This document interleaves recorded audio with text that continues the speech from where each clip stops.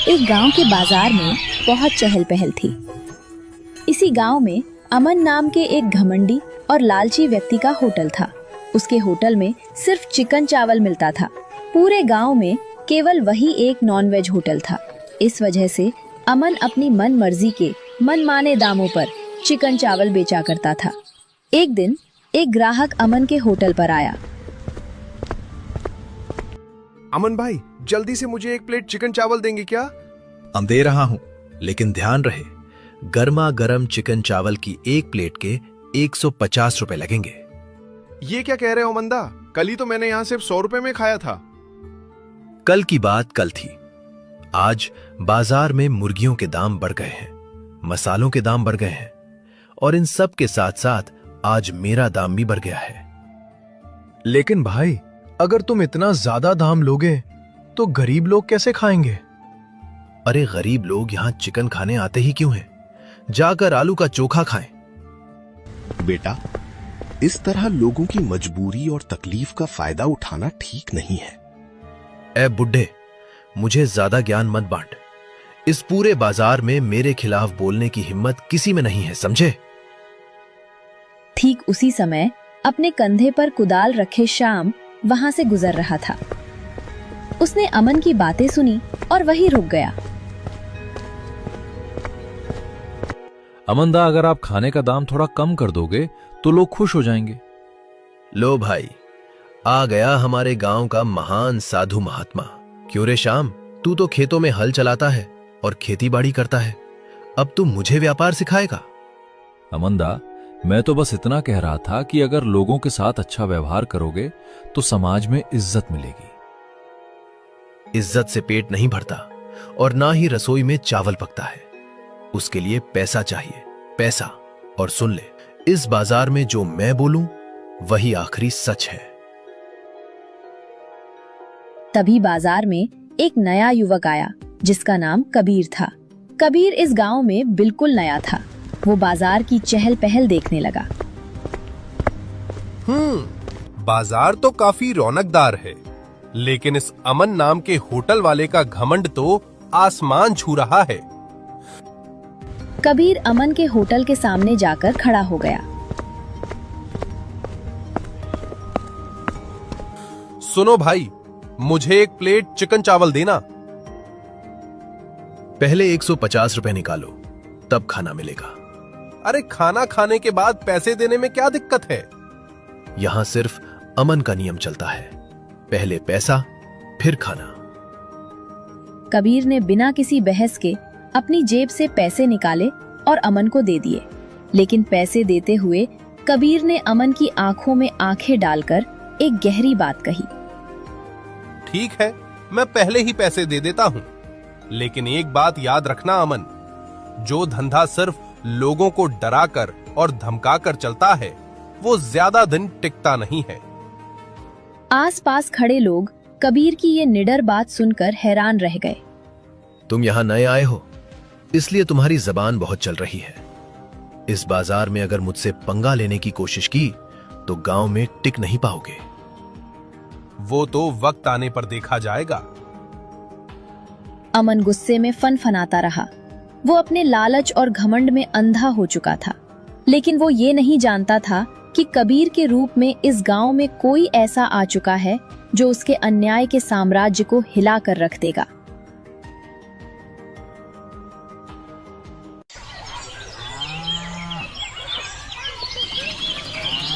दो दिन बीत गए।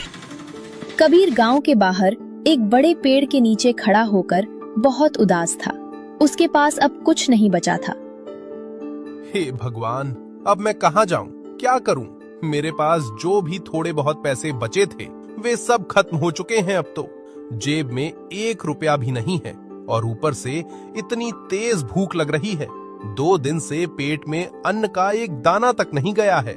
मुझे क्या पता था कि मुझे अपनी जिंदगी में ऐसा दिन भी देखना पड़ेगा।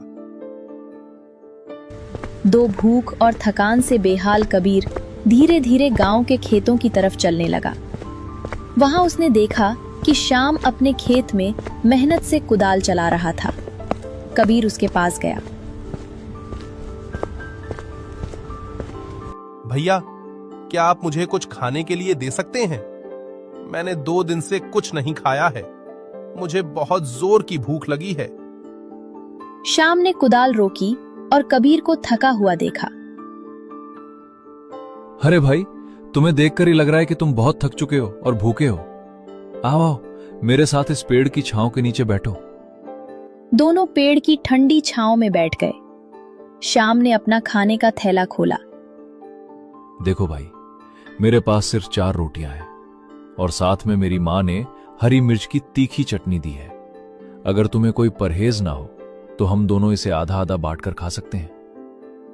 अरे भैया, इस समय मुझे इतनी तेज भूख लगी है कि मिर्च की चटनी भी अमृत जैसी लगेगी। प्लीज मुझे जल्दी दे दो। दोनों ने बड़े ही चाव से रोटियां और मिर्च की चटनी खानी शुरू की। दोनों बहुत भूखे थे, इसलिए चंद मिनटों में ही खाना खत्म हो गया। तुम इस गांव के तो नहीं लगते भाई? कहां से आए हो और तुम्हारा नाम क्या है? मेरा नाम कबीर है और सच कहूं तो इस वक्त मेरा इस दुनिया में कोई नहीं है। और तुम्हारा बहुत बहुत धन्यवाद भाई, जो तुमने अपनी रोटी मेरे साथ बांटकर मेरी जान बचाई। अच्छा, तो फिर तुम इस गांव में रहोगे कहां? सच तो यह है कि अभी मेरे पास ना तो रहने का कोई ठिकाना है और ना ही खाने का। अगर तुम मुझे अपने साथ रहने की जगह दे दो तो मेरी बहुत बड़ी मदद हो जाएगी। देखो भाई कबीर, मैं तो एक बेहद गरीब किसान हूं। अगर तुम्हें कोई दिक्कत ना हो तो तुम मेरे इस छोटे से कच्चे घर में रह सकते हो। लेकिन हां, खाने पीने के जुगाड़ के लिए तुम्हें भी मेरे साथ कुछ काम करना होगा। मुझे मंजूर है भाई। दोनों बातें करते हुए श्याम के घर पहुंचे। श्याम का घर घास फूस से बनी एक छोटी सी झोपड़ी थी। घर पर श्याम की बूढ़ी माँ उनका इंतजार कर रही थी। श्याम बेटा, तुम्हारे साथ ये कौन है? इसे कहां से लेकर आए हो? मां, इसका नाम कबीर है। ये बहुत भूखा और लाचार था। इसका रहने का कोई ठिकाना नहीं था, इसलिए मैं इसे अपने घर ले आया। ये तो ठीक है बेटा कि तुमने एक भूखे की मदद की, लेकिन हमारे पास तो खुद के खाने के लाले पड़े हैं। हम किसी तीसरे का पेट कैसे भरेंगे? मां, वो मेहमान है, उसके सामने इस तरह की बातें मत करो, उसे बुरा लगेगा। कबीर कमरे के कोने में खड़ा होकर उनकी सारी बातें सुन रहा था और समझ गया था कि इस घर की माली हालत बहुत ज्यादा खराब है। मां, हम जरा बाजार की तरफ घूम कर आते हैं। दोनों दोस्त बाजार की तरफ चल दिए। रास्ते में कबीर ने श्याम से पूछा, श्याम भाई, तुम्हारी मां घर पर ऐसा क्यों कह रही थी? अगर पैसे की इतनी ही तंगी है तो तुम सिर्फ इस छोटी सी खेती बाड़ी पर ही क्यों निर्भर हो? कोई दूसरा काम क्यों नहीं करते? क्या बताऊं भाई कबीर, एक समय मेरी माँ बहुत बीमार पड़ गई थी। उनके इलाज के लिए मेरे पास एक पैसा नहीं था। लाचारी में मैंने गांव के मुखिया से कुछ पैसे उधार लिए थे। कबीर ने श्याम की बात सुनी और सब कुछ समझ गया। चलते चलते वे बाजार के मुख्य चौराहे पर पहुंचे। वहां अमन के होटल के बाहर भारी भीड़ लगी हुई थी। श्याम भाई, मैंने पूरे बाजार में इतनी दुकानें देखी, लेकिन कहीं भी ऐसी भीड़ नहीं थी। इस अमन के होटल के बाहर इतनी भीड़ क्यों है? ये ऐसा क्या बेचता है? ये अमन का होटल है। अमन हमारे गांव का सबसे घमंडी आदमी है। पूरे गांव में केवल उसी के पास चिकन बेचने का एक अधिकार है। वो अकेला ही चिकन चावल बेचता है, इसलिए यहाँ हमेशा इतनी भीड़ रहती है। अरे, अगर गांव के लोगों को चिकन खाना इतना ही पसंद है तो कोई दूसरा यह चिकन का होटल क्यों नहीं खोलता? अमन बहुत ही शैतान इंसान है। अगर कोई हिम्मत करके चिकन या मटन की दुकान खोलने की सोचता भी है तो वो कुछ न कुछ करके उसे बंद करवा देता है। हम उसकी नकल थोड़ी ना करेंगे जो वो बंद करवा देगा। वैसे भी वो बहुत महंगे दामों पर बासी चिकन चावल बेचता है। गरीब लोग तरसते रह जाते हैं और बिना खाए भूखे लौट जाते हैं। भाई, वैसे तुम्हारे दिमाग में क्या चल रहा है? चिकन पराठा। हम दोनों मिलकर बाजार में चिकन परोठे का एक ठेला लगाएंगे। वाह कबीर भाई, ये तो बहुत ही शानदार आइडिया है। गांव के लोग चिकन के दीवाने हैं और अगर हम चिकन पराठा लेकर आएंगे तो लोग उंगलियां चाटते रह जाएंगे। लेकिन तभी शाम का चेहरा अचानक उतर गया।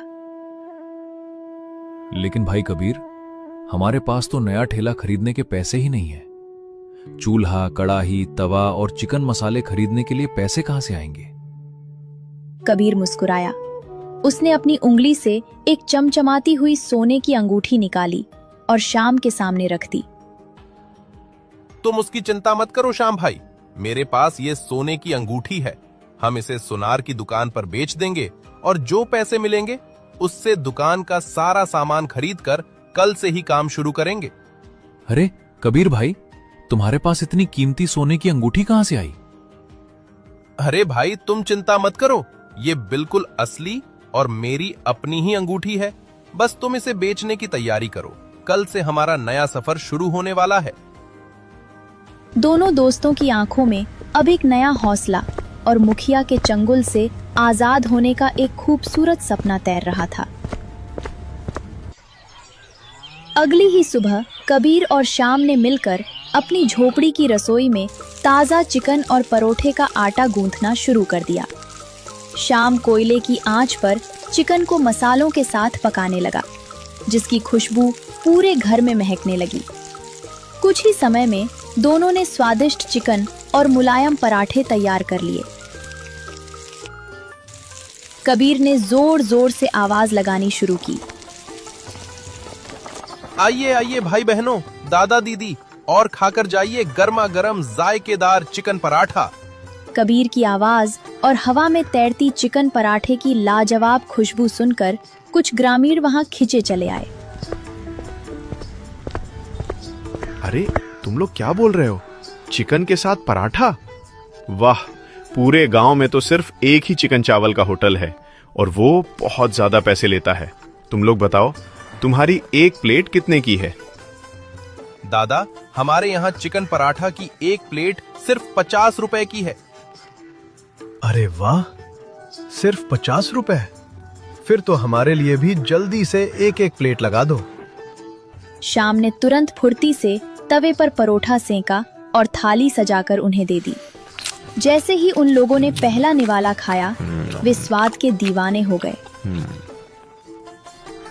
अरे वाह भाई, चिकन तो बहुत ही स्वादिष्ट बना है। पराठे के साथ खाकर तो मजा ही आ गया। सच में भाई, तुमने बहुत लाजवाब खाना बनाया है। उनकी बातें सुनकर आसपास के और भी लोग वहां जमा होने लगे। देखते ही देखते शाम और कबीर के ठेले के सामने ग्राहकों की लंबी कतार लग गई। ओ भैया, मेरे लिए भी जल्दी से 2 प्लेट पैक कर दो।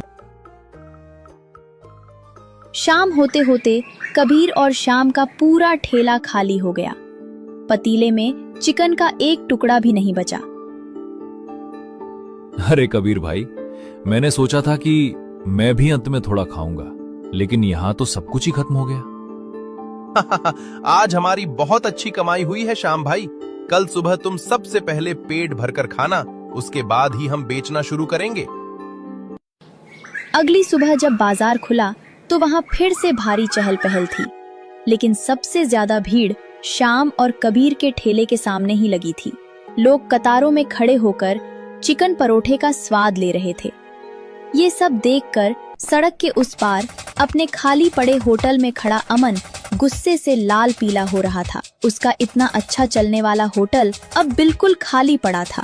वो अपनी गुस्सा पर काबू नहीं रख पाया और गुस्से में पैर पटकता हुआ शाम और कबीर के ठेले के पास आया। क्यों रे श्याम, क्या जादू टोना कर दिया है तुमने इस चिकन पराठे में? जो लोग यहां इतनी भीड़ लगाकर खा रहे हैं, क्या मेरा चिकन चावल बासी हो गया है जो लोग वहां नहीं आ रहे? अच्छा, और साफ सफाई से बनाया हुआ खाना ही असली स्वाद देता है अमंदा। हमारे चिकन पराठे में कोई जादू नहीं है। हम तुम्हारे होटल के चिकन चावल से आधे से भी कम दाम में, यानी सिर्फ 50 रुपए में गर्मा गर्म खाना खिला रहे हैं। इसीलिए लोग यहां आ रहे हैं। अगर तुम भी अपना लालच कम कर दो और अपने खाने का दाम थोड़ा घटा दो तो देखना, ग्राहक तुम्हारे पास भी आएंगे। ओए, तू बहुत ज्यादा बोल रहा है श्याम। इस नए लड़के को समझा दे कि मैं कौन हूं। और हां, याद रखना, बहुत जल्द तुम लोगों का ये ठेला मैं यहां से उठवा दूंगा। अमंदा, ईमानदारी से काम करो, कम से कम किसी का बुरा तो मत चाहो। अमन गुस्से में बड़बड़ाता हुआ अपने होटल वापस चला गया। श्याम थोड़ा घबरा गया, लेकिन कबीर ने उसके कंधे पर हाथ रखा। श्याम भाई, तुम बिल्कुल चिंता मत करो, मैं हूं ना तुम्हारे साथ।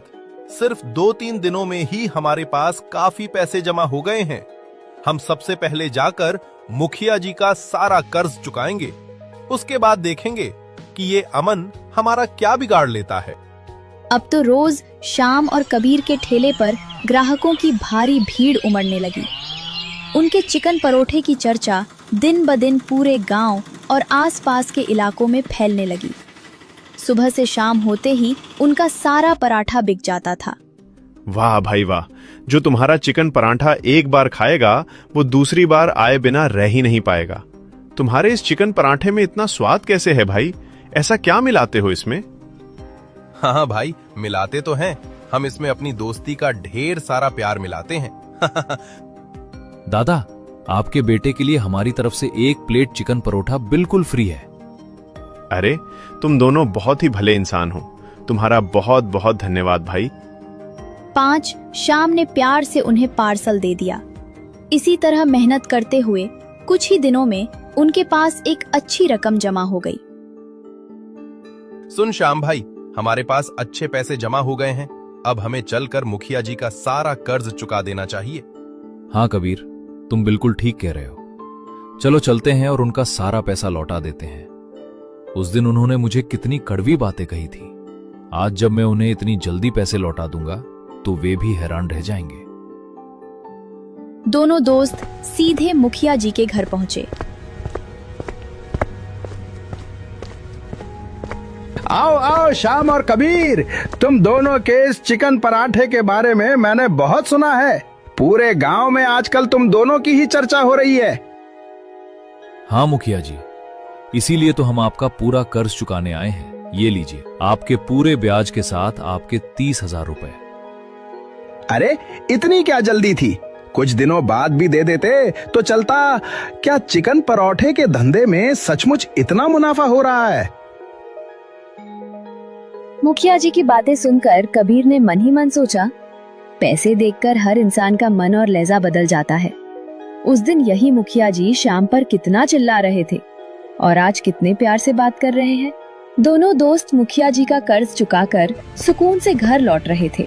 तभी रास्ते में पड़ने वाली मिठाई की दुकान से मनोज काका ने उन्हें आवाज दी।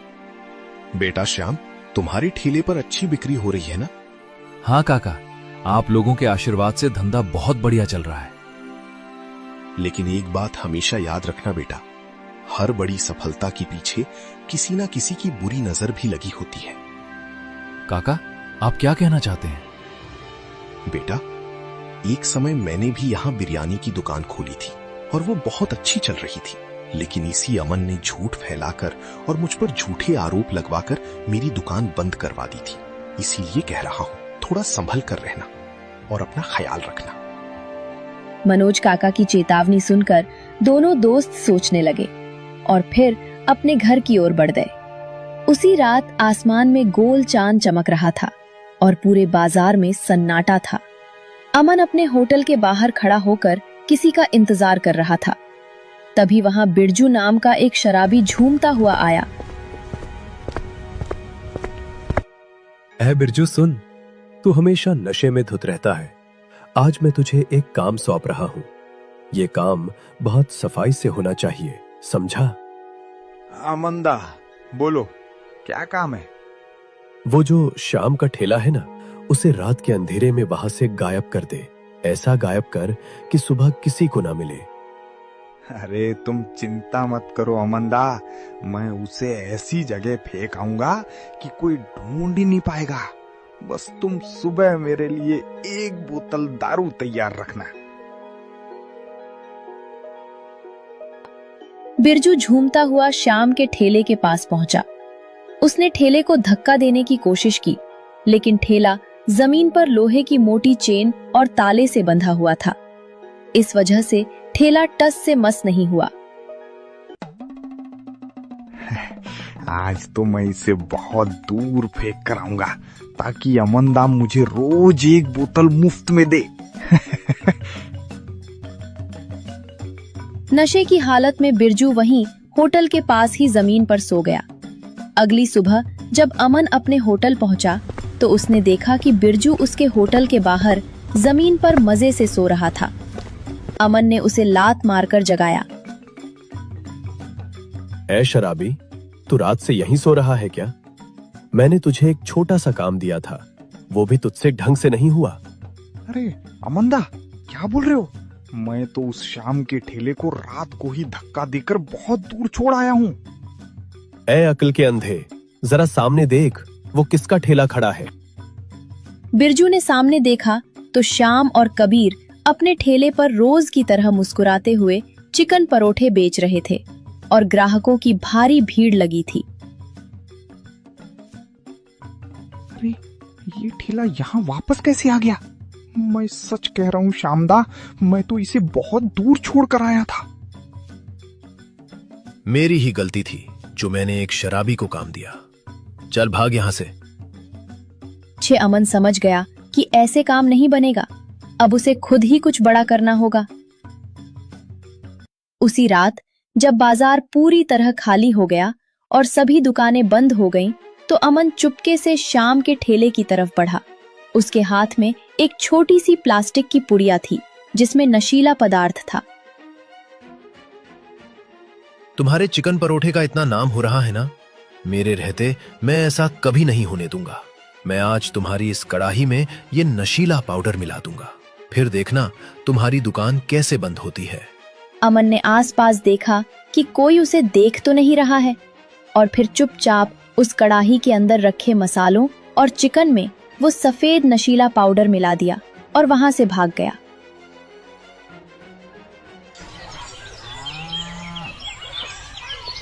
अगले दिन सुबह कबीर और श्याम ने रोज की तरह दुकान खोली। कुछ ही देर में ग्राहकों की भीड़ उमड़ पड़ी। तभी अचानक वहां इंस्पेक्टर दया और कुछ ग्रामीणों के साथ पहुंच गए।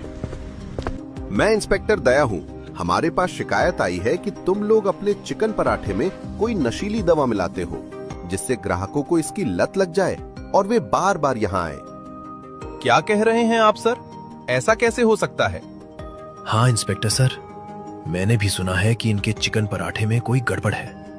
लोग इसके दीवाने ऐसे ही नहीं हो रहे हैं। सर ये बिल्कुल झूठ बोल रहे हैं। हम अपने खाने में कोई भी खराब या नशीली चीज नहीं मिलाते। कोई हमें फंसाने की कोशिश कर रहा है। जब तक हम पूरी तलाशी नहीं ले लेते, हम कुछ नहीं कह सकते। हमें तुम्हारे इस ठेले की तलाशी लेनी होगी।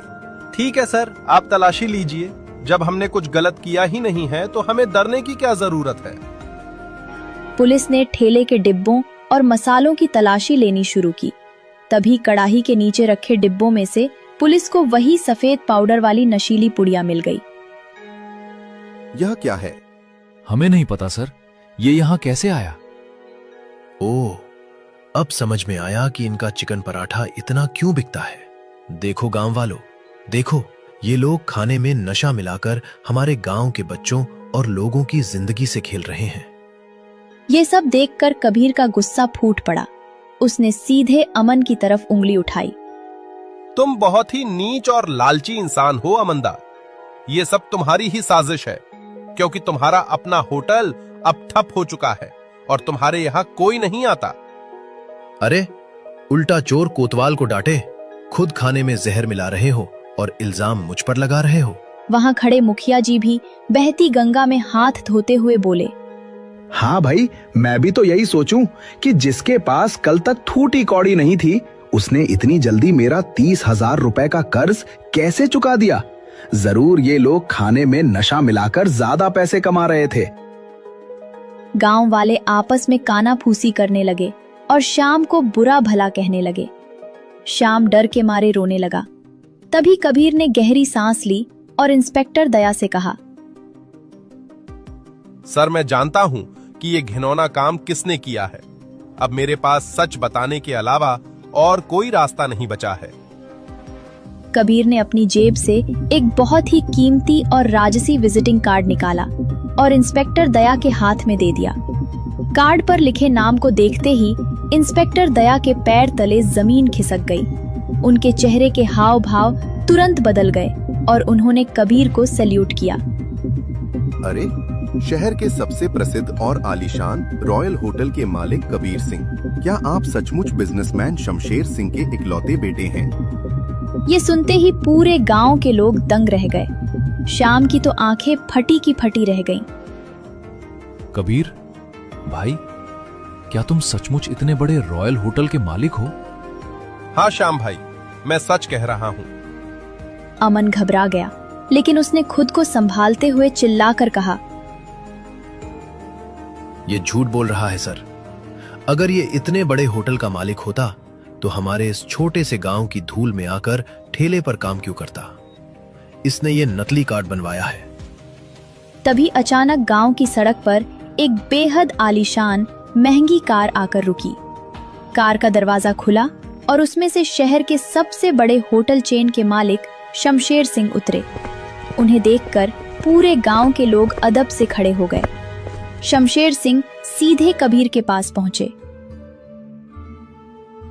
कबीर बेटा, तुम्हारी 1 महीने की समय सीमा अब समाप्त हो चुकी है।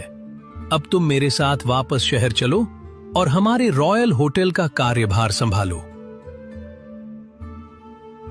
पिताजी, मैं आपके साथ चलने के लिए तैयार हूँ, लेकिन मैं यहाँ सिर्फ 1 दिन और रुकना चाहता हूँ। यहाँ मेरा कुछ काम अभी बाकी है, उसे पूरा करके मैं कल सुबह ही घर लौट आऊंगा। ठीक है बेटा, लेकिन जल्दी आना। ये कहकर शमशेर सिंह अपनी कार में बैठे और चले गए।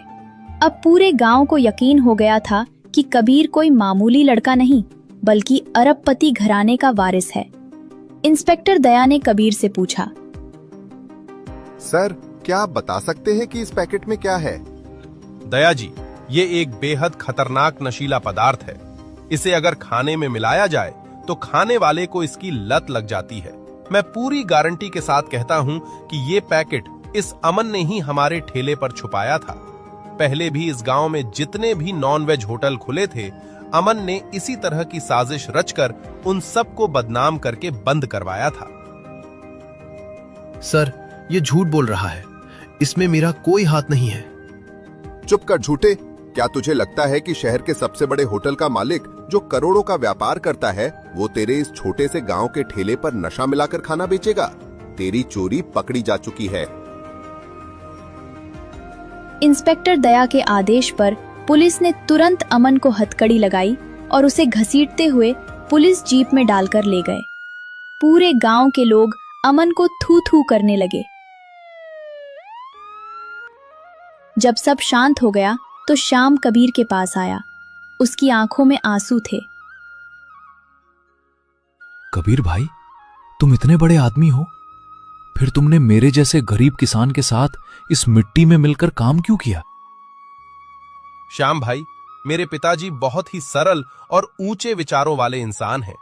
उन्हें लगता था कि अगर मैं सीधे इतने बड़े होटल का मालिक बन जाऊंगा तो मैं कभी जमीनी हकीकत और मेहनत की कद्र नहीं समझ पाऊंगा। इसलिए उन्होंने मुझे इस गांव में 1 महीने की परीक्षा लेने के लिए भेजा था। लेकिन तुम चिंता मत करो श्याम भाई, मैं तुम्हें ऐसे ही छोड़कर नहीं जा रहा। मैं शहर लौटने से पहले तुम्हारे लिए इस गांव में एक बहुत बड़ा और आलीशान होटल खोलकर जाऊंगा, जहां तुम अपनी मां के साथ हमेशा खुश रहोगे। श्याम कबीर की उदारता और सच्ची दोस्ती देखकर रो पड़ा। अगले ही दिन कबीर ने श्याम के लिए गांव में एक बड़ा और सुंदर होटल खुलवा दिया, जिसके बाहर बड़े अक्षरों में लिखा था, श्याम का चिकन परोठा। गांव के लोग अब बहुत खुश थे। अगर आपको हमारी कहानियाँ अच्छी लगी तो हमारे चैनल को सब्सक्राइब जरूर करें और हाँ, बेल आइकन दबाना मत भूलना।